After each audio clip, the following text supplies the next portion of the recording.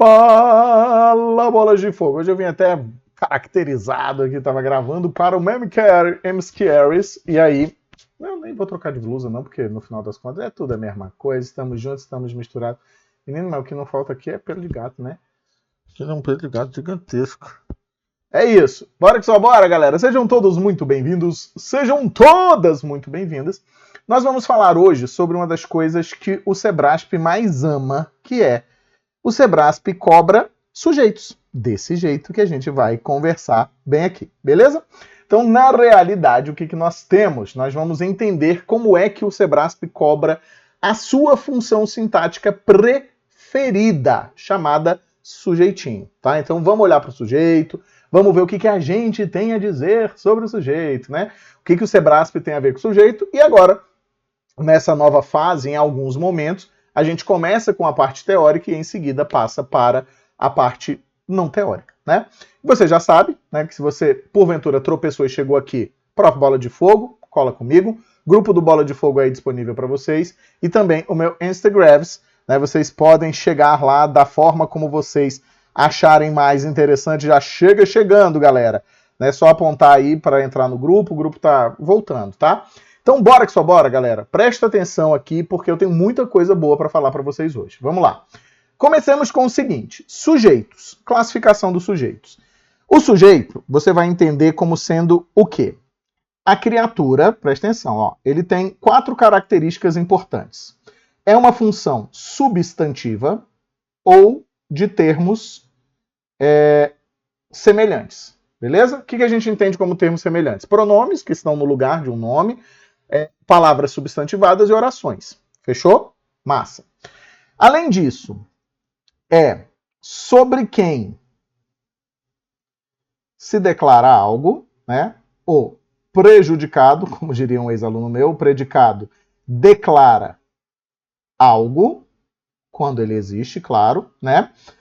Ele, no caso, o sujeito, ok? Além disso, não pode ser preposicionado. É sempre importante lembrar isso, ó. Não pode ser preposicionado. Eu falei 4, mas vou colocar 5. Preposicionado. Normalmente vem à esquerda do verbo, na ordem SVO, né? Então, ó, esquerda do verbinho, certo? E é o responsável, seu núcleo comanda, basicamente, claro, tirando as exceções, comanda a concordância verbal, certo? Então, guarda essas informações que são importantes para a sua vida dentro das questões, não só do Sebrasp, aí das questões de forma generalizada, tá? Classificação do sujeito. Nesse primeiro slide estão todos os sujeitos chamados de determinados, ou seja, aquele que eu sei quem é, de uma forma ou de outra. O sujeito simples é aquele que vai apresentar um só núcleo, certo? O sujeito composto é aquele que vai apresentar, obviamente, 2 ou mais núcleos. E o desinencial você vai encontrar pela desinência do verbo ou pelo contexto. Fechou? Bora dar uma olhada? Vamos lá. Exemplo de sujeito simples. Se eu dissesse assim, ó, os alunos do Wagner mandam bem. Mandam muito bem. Certo? A gente começa todo o nosso processo de análise sintática sempre pelo verbo. Ó. Opa, peraí que tá muito escuro isso aqui, ó. A gente vai começar sempre pelo verbo, tá? Presta atenção aqui com bola de fogo. Então, ó, opa, peraí que não é isso que eu queria, não. É isso aqui, ó. Então, começa sempre pelo verbo. Pegou o verbo, você pode virar para esse verbo, olha só as técnicas que a gente tem de teste, ó. Pergunta para o verbo assim, quem mandam muito bem? Os alunos do Wagner. Beleza. Você tem a possibilidade de fazer a pronominalização aqui, ó, e colocar eles mandam muito bem. Fechou? O núcleo é o elemento substantivo básico. Então, aqui eu tenho núcleo. Quantos núcleos eu tenho? Um só. Então, estamos diante, obviamente, de um sujeito simples. Beleza? Só para você relembrar. O sujeito é simples porque, necessariamente, só temos um núcleo. Tranquilíssimo, tá? No caso do sujeito composto, eu poderia dizer, por exemplo, o seguinte, ó. Os alunos e os profs, os professores, se empenham muito. Se empenham very much, muito. Começa pelo verbo, ó. É um verbo pronominal, se empenham, certo? Aí agora você vai virar para este verbo e vai perguntar assim, ó. Quem? De novo, ó. Quem se empenham muito? Os alunos e os profs. Beleza. Sujeito composto. Núcleo 1, alunos. Núcleo 2, profs. O sujeito é inteiro, mas os núcleos são alunos e profs. Alunos e profs. O os e o e fazem parte do sujeito, tá? Se eu te perguntar quem é o sujeito, é os alunos e os profs. Tranquilo? Assim como lá em cima é os alunos do Wagner. Testezinho de pronominalização, a gente tem quem, ó? Eles. Perfeito. Presta atenção no seguinte aqui, ó. Vou fazer aqui contendo as duas coisas do desinicial. Tranquilo? Imagina que eu dissesse para vocês o seguinte, ó. Entrei em sala e os alunos estavam conversando e me pediram um tempinho. A frase aqui nada a ver, mas só para vocês terem uma noção. Cada verbo, para cada verbo, corresponderá um sujeito. Ó, entrei em sala, os alunos estavam conversando, é uma locução verbal. Vai ter um sujeito só para os dois verbos, porque ele conta como um só. Me pediram. Certo? Então vamos lá. Neste caso aqui, a gente vai entender o seguinte, ó. O primeiro sujeito vai ser sujeito desinencial eu. Porque só quem pode ocupar essa posição é o eu, né? Ó, entrei. A conjugação do verbo, a desinência verbal, determina quem é que vai ocupar essa posição. Então, o sujeito existe, eu sei quem é, inclusive, e além de saber quem é, quem me mostra isso é a desinência verbal. Fechou? Beleza. O segundo sujeito é simples, ó. Quem estavam? Os alunos. Nesse caso aqui, ó, eu tenho um único núcleo, alunos, núcleo 1, sujeito simples. Beleza? Tranquilo. E me pediram um tempinho. Pediram algo a alguém, pediram um tempo a mim. Verbo transitivo direto e indireto. Mas quem é que vai ocupar a posição de sujeito? Eu olho para o contexto e no contexto eu percebo o seguinte, opa, temos aqui quem pode ocupar. Vai ser um sujeito desinencial, eles. Porque o eles é que vai fazer essa retomada. Então, hoje, existe uma compreensão muito melhor na nossa vida da ideia do sujeito indeterminado, né?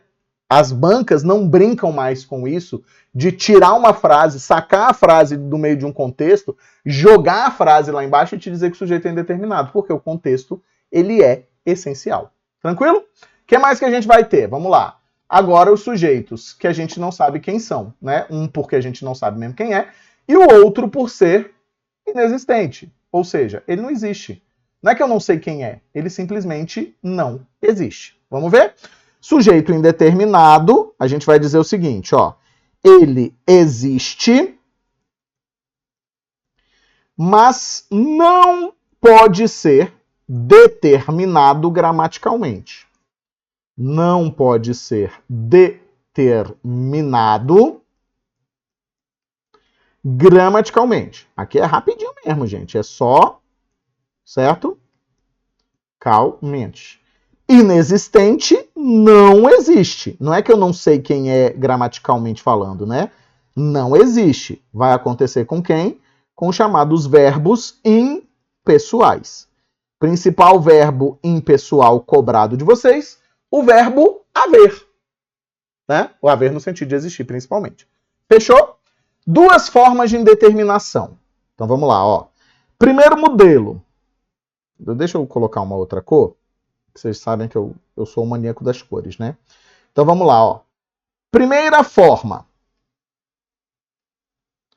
Nós teríamos terceira pessoa do plural. Sem o contexto me dizer quem é o sujeito e sem o sujeito aparecer ali na frente. Imagina que eu diga para vocês assim, ó. Roubaram o meu celular na Paulista. Já aconteceu comigo. Na Paulista, num domingo, inclusive. Pedindo um Uber, gente. Antes vocês falam, mas também, né? Então aqui, ó. Roubaram o meu celular na Paulista. Eu não tenho em nenhum lugar desta construção, não há em nenhum ponto o sujeito, ó. Há um agente, a gente sabe disso, né? A gente consegue perceber isso, ó. Há um agente, mas não podemos determiná-lo. Ok? Determiná-lo. Olha que coisa boa. Logo, estamos diante de um chamado sujeito indeterminado. Tudo bem? Esse sujeito indeterminado pode acontecer de uma segunda forma. Qual é a segunda forma? A segunda forma, eu vou passar rapidinho, mas eu prometo fazer para vocês uma aulinha de partícula C, tá? Não sei quando eu vou fazer isso, mas eu vou fazer. Vou tentar fazer com que seja a próxima, não sei. Tô cheio, meu Deus do céu, tô cheio. Acabou até um negocinho, a bebida aqui do demônio, que é um eletrésicozinho. A segunda forma, que é a seguinte. Você tem terceira pessoa do singular com os verbos intransitivo, verbo de ligação ou verbo transitivo indireto, mais partícula C, funcionando como índice de indeterminação do sujeito, ou pronome indeterminador do sujeito. Don't importa, tá? I don't care. Não importa se você quer chamar de pronome indeterminador. Vamos ver aqui, ó. A gente teria, por exemplo, da seguinte maneira, ó. Vamos pensar comigo? Trata-se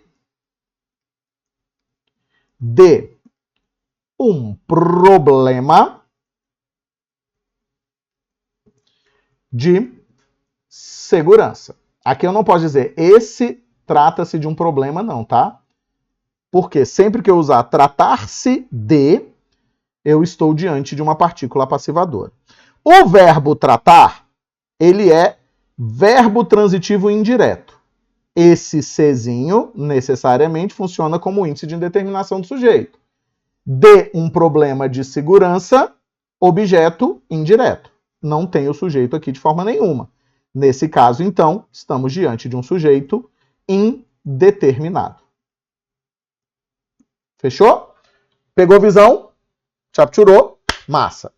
Sujeito inexistente, com verbos impessoais. Por exemplo, havia muitas pessoas na sala. Neste caso, o verbo haver, ó, está no sentido de existir, que é o sentido clássico do verbo impessoal, junto com o temporal, né? Nesse caso aqui, ó, eu tenho um sujeito inexistente, porque esse havia está no sentido de existir, ou haver existencial, como eu gosto mais de chamar. Outro exemplo para vocês darem uma capturada é a ideia, por exemplo, de, ó, faz muitos anos que não a vejo. Então, se eu digo faz muitos anos que não a vejo, o que eu tenho? Ó, o verbo fazer, é o que nos interessa aqui. Neste caso, a gente vai capturar e entender que este verbo aqui, ó, que está no seu sentido temporal, sentido de tempo, é também um sujeito inexistente por ser um verbo impessoal. Fechou? Diquinha básica, rápida, porque também não é coisa completa, galera, né? Isso aqui é para lembrar. Vamos lá. Questãozinha, primeira questãozinha, vamos lá. Retardei o passo. A tarde estava brilhante, mas o calor era o do inferno. Os transeuntes a desfilarem pela fornalha com uma expressão de condenados, os rostos lustrosos, o olhar pesado. Um homem de terno branco esbarrou em mim. Caiu-lhe a pasta. Resmungou enquanto se inclinava para apanhá-la. A culpa fora minha e por isso pensei em voltar-me e para pedir-lhe desculpas. Mas prossegui preguiçosamente pela rua afora. Para que desculpas? Fazia calor e era cansativo ser amável num calor assim. A vontade queria o ócio, o corpo queria nudez. A quinta série não aguenta, né? Voltei a cara para o céu ardente. Havia poucas nuvens, mas a tempestade já conspirava no ar. Melhor escolher um outro dia, não? Afinal, tio Samuel não me esperava mesmo. Talvez fosse até aborrecê-lo com minha presença. Os loucos estranharam, às vezes, a invasão nos seus mundos. Na oração fazia calor, que tá bem aqui, ó. Eu não vou nem precisar voltar para o texto, mas vou marcar para vocês, ó. Fazia calor. Fazia calor. A forma verbal fazia está flexionada na terceira pessoa do singular, porque concorda com o termo calor. Se eu estou... Opa, volta aqui. Se eu afirmo que ela concorda com o termo calor, o que o Sebrasp está dizendo para vocês aqui, ó? Que calor seria o quê? Se concorda, é sujeito, tá? É sujeitinho. Só que o que acontece? O verbo fazia está no sentido de quê? Fenômeno da natureza, que é o calor. Se é fenômeno da natureza, o que você vai pensar? Você vai colocá-lo, não era para ser só NTU, mas ok. Você vai pensar que você está diante de um verbo impessoal. Certo? Quando a gente fala de concordância, a gente lembra o seguinte, ó. Os impessoais devem ocorrer, presta atenção com bola, ó. Devem ocorrer na terceira pessoa do singular, certo? Então, o item está incorreto porque não há concordância, o verbo não concorda com ninguém, o sujeito inexiste. É um verbo impessoal. Dizer que o verbo é impessoal e que o sujeito é inexistente é a mesminha coisa. Tranquilizou? Pegou a visão junto comigo aqui? Bora que só bora. Vamos lá para a próxima questão. Vamos junto. Na próxima questão nós temos o quê? A cultura é algo que está no corpo. Está no corpo, certo? Está no corpo. Nos gestos, na memória, na forma de andar, no contorno das expressões verbais e não verbais. Não é possível perdê-la. A mudança de um contexto cultural para outro acompanha adaptações e recriações dadas em palavras. Por isso, podemos falar em um movimento de antropofagia simbólica, no lugar de uma simples assimilação de palavras e práticas. Que loucura! Mas é basicamente o seguinte, a comunicação ela é cultural, né? Então tudo está envolvido em um contexto cultural. Então você não... A ideia de que podemos falar em um movimento de antropofagia no lugar de uma simples assimilação de palavras e práticas, ou seja, você precisa consumir o outro, lá ele, para poder entender aquilo que ele quer transmitir, tá? Classifica-se como indeterminado, pay attention, ó, indeterminado, o sujeito da primeira oração do segundo período do parágrafo. Vamos lá, ó. Tan, tan, tan, tan. O tempo passa, o tempo voa. A cultura é algo que está no corpo, primeira oração do segundo período. Está aqui, ó. Não é possível.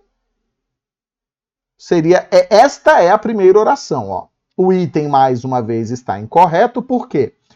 Quando eu tenho, lembrando da aula que a gente já tem aqui no nosso canal, eu tenho, ó, verbo de ligação seguido de um adjetivo, que está funcionando como predicativo do sujeito. O que vai acontecer aqui no caso? Ó, perdê-la é a mesma coisa de, ó, perder, olha o infinitivo aqui, mais o a. Então, ó, isso faz a troca.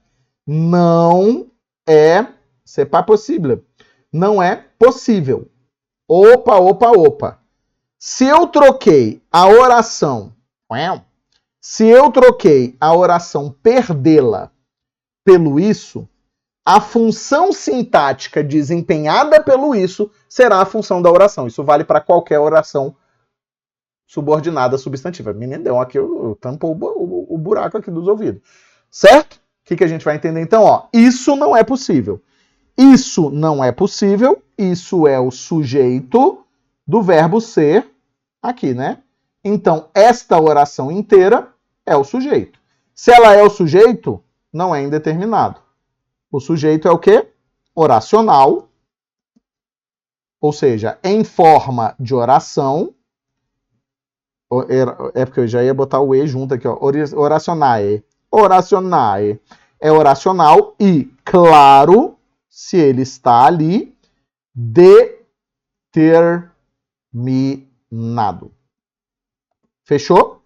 Pegou visão com bola? Pegou visão com bola de fogo. Então o item está incorreto.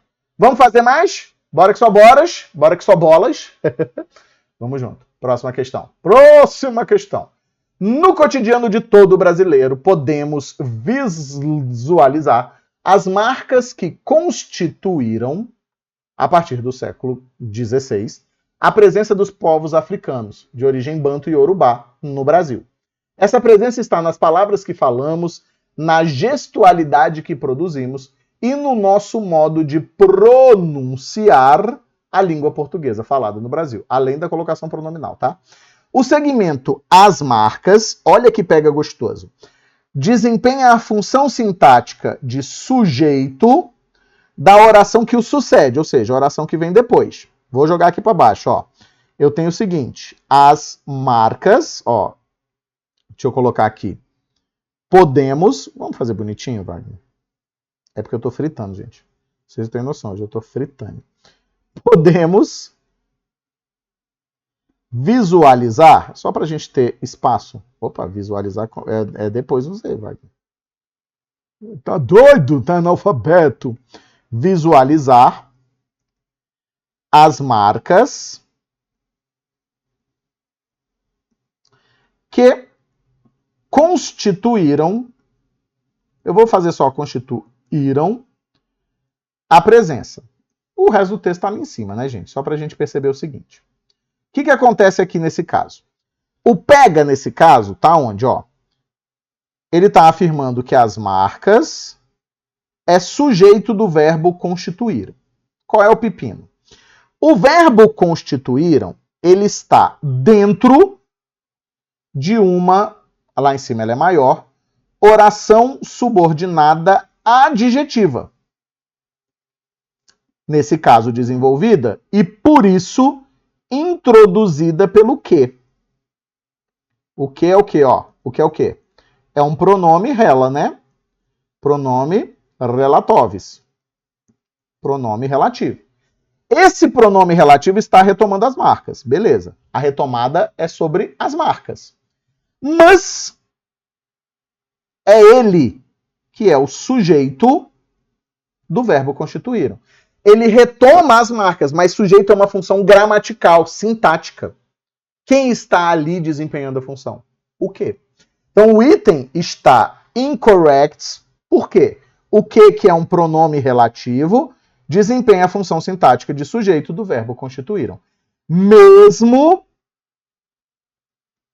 retomando, e aí a concordância se dá com o elemento anterior, retomando as marcas do eterno. As marcas. Captura comigo? Pegou visão junto comigo? Bora que só bora. Pegou mesmo, galera? Tranquileira? Vamos para a última? Vamos para a última questãozinha aqui juntos e misturados. Hoje era pouquinho, né? Porque quando é isso, você entendeu?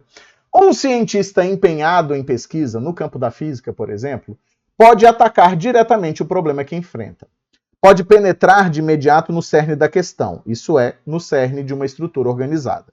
Com efeito, conta, presta atenção, ó, é aqui que eu quero, ó, conta sempre com a existência de uma estrutura de doutrinas científicas já existentes e com uma situação-problema que é reconhecida como problema nessa estrutura. Essa é a razão porque pode entregar a outros a tarefa de adequar ao quadro geral do conhecimento científico a sua contribuição. No primeiro parágrafo, o sujeito verbal da forma conta retoma, presta atenção, ó, um cientista empenhado em pesquisa. Quem é que conta? Aqui ele não está afirmando, primeira informação importante, veja só, ele não está dizendo que o sujeito é um cientista empenhado. Por quê? Para ser, ele precisava aparecer bem na frente desse verbo, ou na mesma oração desse verbo, tá? Mas, aqui eu tenho o quê? Você aprendeu comigo que o conta vai apresentar o chamado sujeito desinencial, que vai ser encontrado onde por nós? Do contexto, ó. Desinencial dentro de quem? Do contexto. Se está dentro do contexto e é desinencial, quem é que ele está retomando? Um cientista empenhado em pesquisa. É ele quem conta, certo? Então, neste caso aqui, dentro do contexto, retoma, que é o que ele está dizendo, ó, retoma anaforicamente por meio de uma elipse, né? Por meio da elipse, o fragmento em questão. Pegou a ideia? Ele não está afirmando que é. Então, o item é letra C de que? Caraca, moleque, que dia que é isso? Toca um pagodinho só para começar. Pegou a visãozinha? Beleza. Vou te agradecer? Vou, porque eu preciso, né? Porque eu sou uma pessoa educada. Muito obrigado. Se você já deixa seu like, se você chegou até aqui o final, você já sabe que você tem 1,5 milhão de vídeos nesse canal. Se tem um canal que tem vídeo nesse mundo, é o canal do Bola de Fogo. Um ano, mais 150, já chegamos a mais de 150 vídeos. Vem comigo, galera. Cola comigo, compartilha, chama todo mundo. Bora que só bora? Bora que só bora. Muito obrigado mesmo pela sua presença. É um prazer magnânimo ter você aqui junto comigo. Um beijo, um queijo. Valeu demais, galera. E eu te vejo aqui no canal logo, logo, falando sobre muitas coisas importantes. Bora que só bora. Bora que só bora.